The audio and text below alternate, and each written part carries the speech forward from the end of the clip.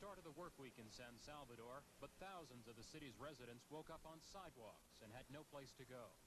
An estimated 75,000 people are homeless here, and for many of them, there is no more job, except to dig out, as severe aftershocks continue to shake the city. Pánico innecesario. President Duarte went on television Sunday night for the first time since the earthquake, and the message for El Salvador was not good. He claimed the death toll has now grown to 890, almost triple the figure announced Sunday. However, U.S. sources told CNN that there are some 400 confirmed dead. There are over 10,000 reported injuries, but health workers here are growing more fearful of the long-term medical consequences. They're not treating soldiers now. The casualties of Salvador's civil war had to make way for the most seriously injured victims of the quake. Tiene una fractura en el cráneo. This 10-year-old boy had a fractured skull. He is being treated at an American field hospital flown in over the weekend. Another complete hospital is expected shortly, as is substantial aid from other countries. The sympathy of the world is evoked, and you always get in a couple planes and you help the people who are in the most dire straits, and then the attention wanders and the country is left with a tremendous burden. And there are smaller efforts as well, though no less significant. This group of volunteers from a small town in Guatemala had collected food and money at home for the Salvadorans.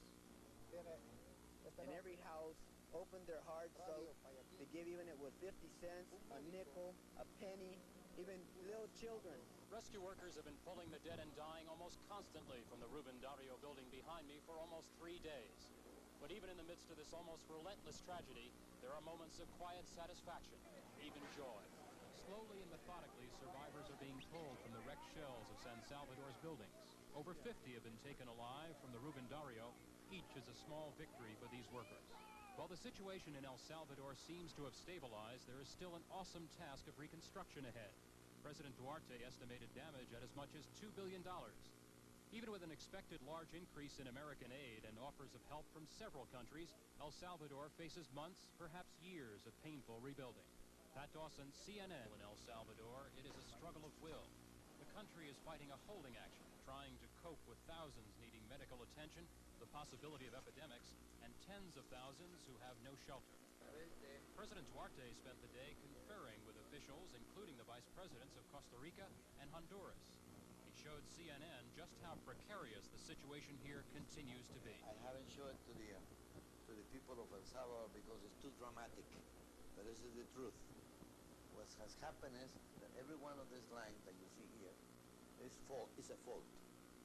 So it's actually the whole city is being in a process of faulting. Rebuilding from Friday's devastation would be an intimidating task for a prosperous country. For this impoverished nation torn by civil war, outside help is essential.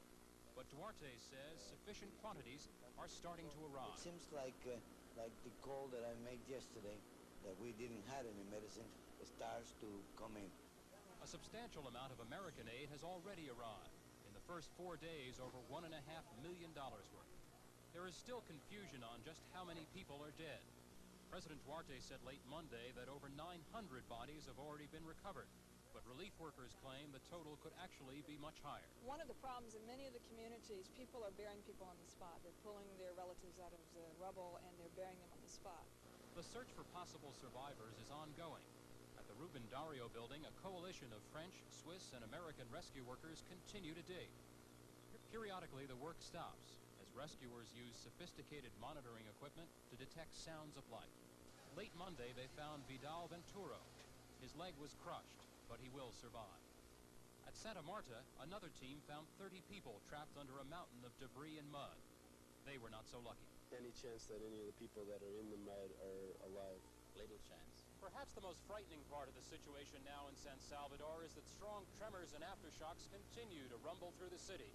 One American official experienced in seismic activity said that the continuing strong tremors could be a precursor of another large quake to come. For now, though, both the Salvadoran people and its government are trying not to think of the possibility of another earthquake. They just try to contend with the horrifying remains of the first.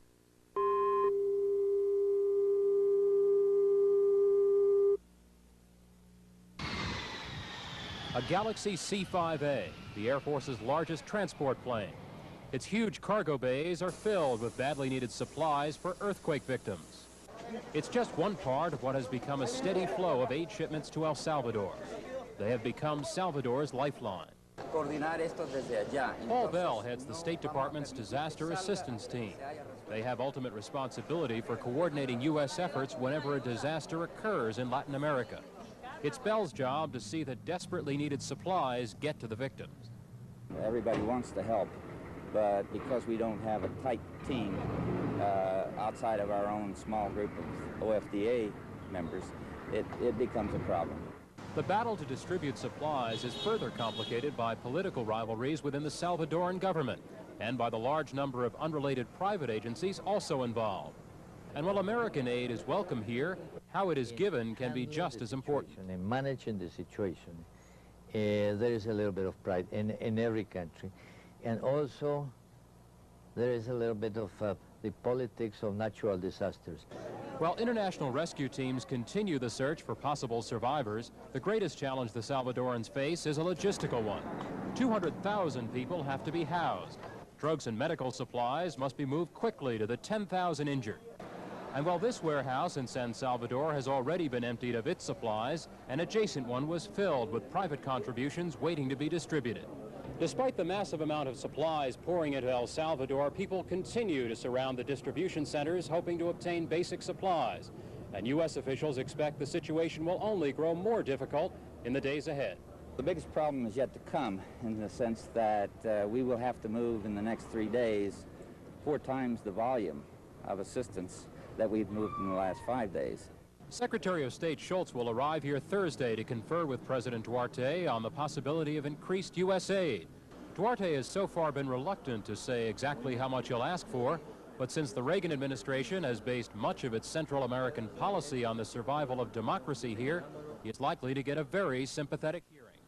Pat Dawson, CNN, San Salvador.